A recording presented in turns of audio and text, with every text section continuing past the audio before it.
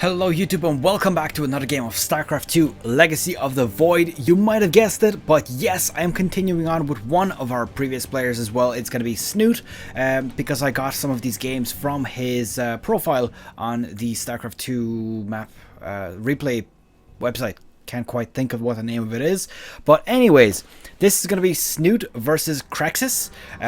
It's going to be another Grandmaster game, so let's jump straight into it. Right, so on the bottom left hand side here, he does not need an introduction, but I'll do it anyway. So Snute from Team Liquid and from Norway. His opponent is going to be Crexis. Now Crexis, I could not find any details about him, I'm afraid. All I know is that, well, I could find something from about 2 years ago. It was like a small tournament that he participated in. And it says that he is from Austria, so I'll just guess that that is it. If it's not, if he somehow comes across this, or if any of you know him, please correct me if I'm wrong and let me know the correct information.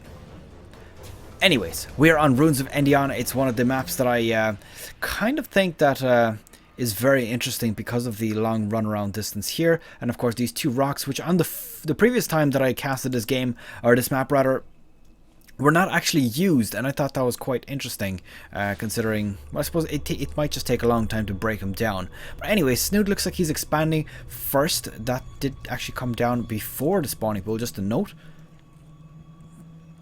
Got themselves the gas working as well, so that is going to be ready with enough gas to get a metabolic boost as soon as the spawning pool is up. And looks like Crexis is actually also going for an expansion here. Now he's not really aware of exactly what's going on with his opponent, but looks like he is taking that risk and saying, okay, so Liquid Snute is not going to rush me, and you know, hopefully this will pay off a little bit. So here we go, we've got ourselves the metabolic boost on the way. Expansion is now complete. Now is he gonna drone here? Yes, he is still continuing to drone, so not just building any just Zerglings, but we'll see. So usually when the Zerg player goes for some sort of all-in after the first base is built, they only build about 2 or 3 workers on their expansion and then move on into the production of units, and that seems to sustain them enough to go with, like, for example, Roaches or just Zerglings. And that Overlord should be safe. Let's see, this Reaper escaping with his life, 14 health left. Queen gonna want to back on up to the creep before it gets killed. Let's see, this is now fully up. Got ourselves the 1-1-1 build being executed by Crexis.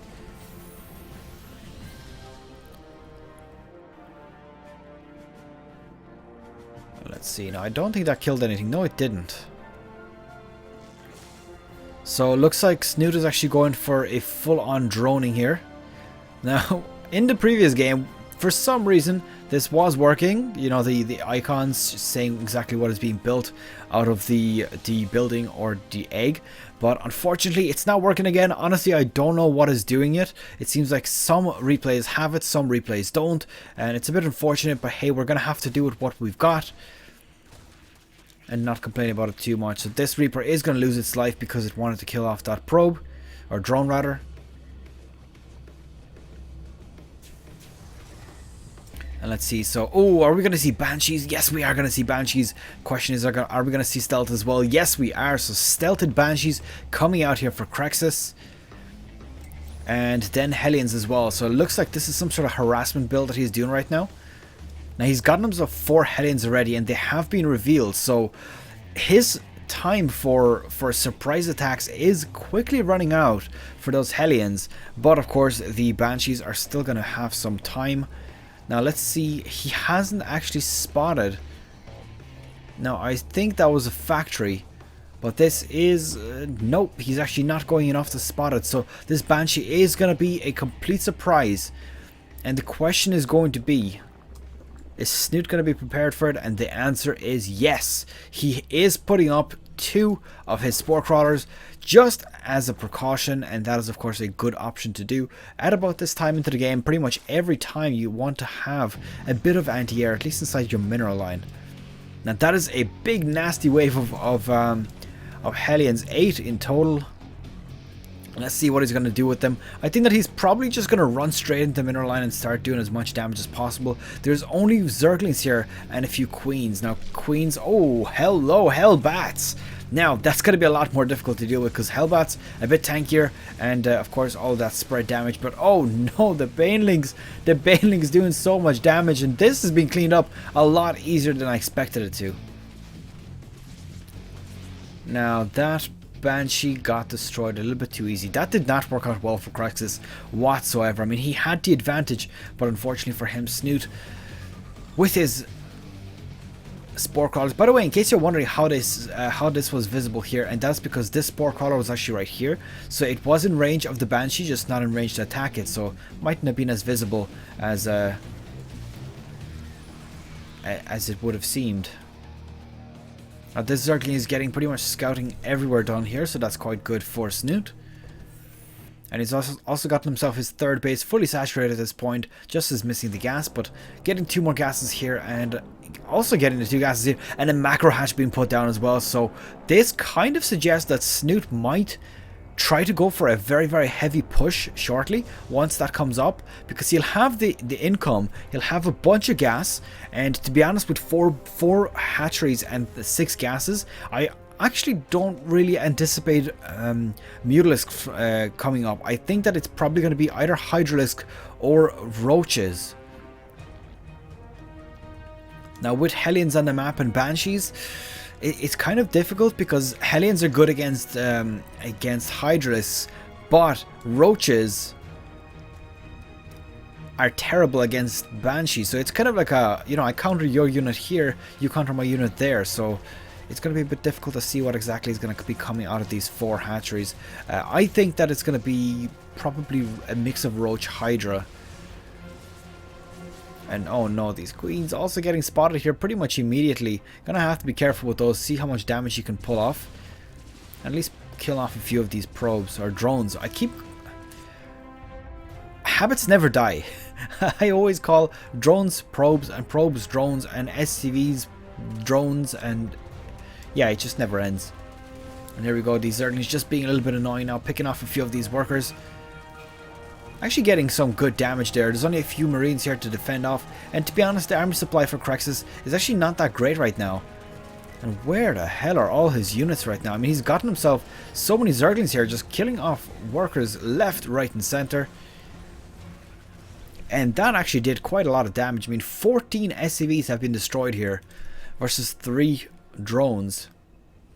And Crexis has spent a lot of resources on Banshees, which unfortunately did not work out so well.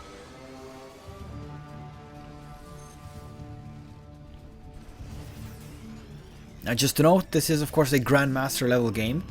So while Crexis is making some mistakes here, do not under any circumstances think this guy's bad, because realistically Snute is a top class player right now. He participates in tournaments, and of course, you know, I never really heard of Crexis, but since he's playing against Snute in the ladder, that means that he's obviously not a pro maybe, but he is up there with the professional players playing straight out in the ladder. Bit of a loss for words there, but oh my god, there's a lot of Zerglings, and Banelings behind. Probably doesn't want to separate them out, just keep them together until that army moves on to the creep. And Snute has gotten an absolute colossal army here. That is very, very difficult to get past with all of these light ground units. I mean, Hellbats and Marines, they're going to get torn apart by that army. The one saving grace though. Oh, hello, Mutalisks. So we got ourselves Mutalisks on the way.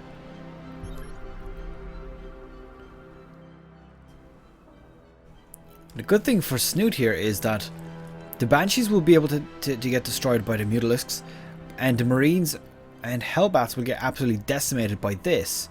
So let's see what happens.